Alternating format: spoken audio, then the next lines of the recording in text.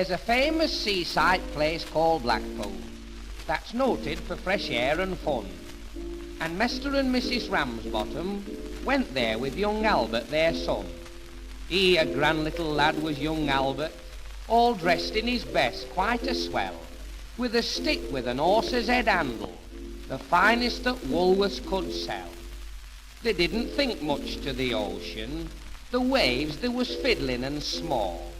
There was no wrecks and nobody drowned.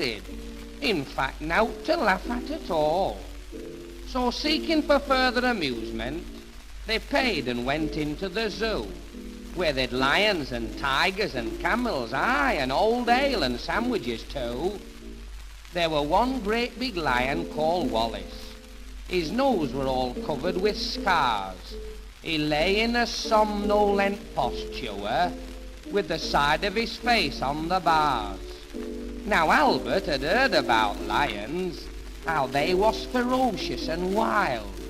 To see Wallace lying so peaceful, well, it didn't seem right to the child.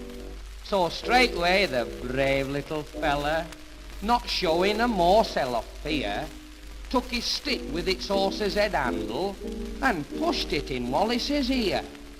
You could see that Lion didn't like it, for giving a kind of a roll, he pulled Albert inside cage with him, aye, and swallowed the little lad whole.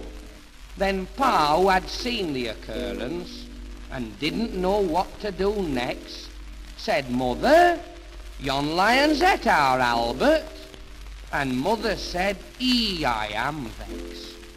Then Mr. and Mrs. Ramsbottom, quite rightly when all's said and done, complained to the animal keeper that the lion had eaten their son. The keeper was quite nice about it.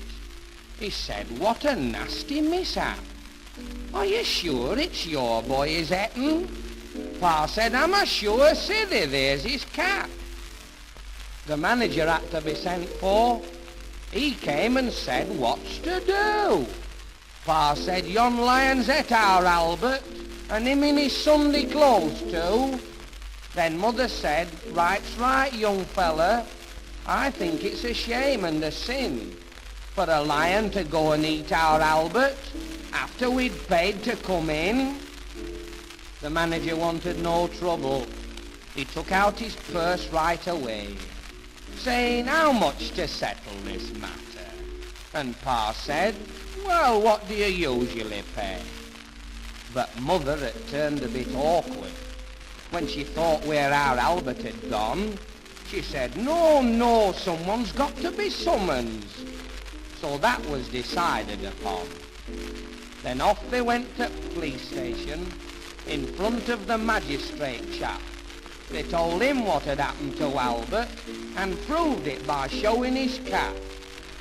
The magistrate gave his opinion that no one was really to blame, and he said that he hoped the Ramsbottoms would have further sons to their name. At that Mother got proper blazing.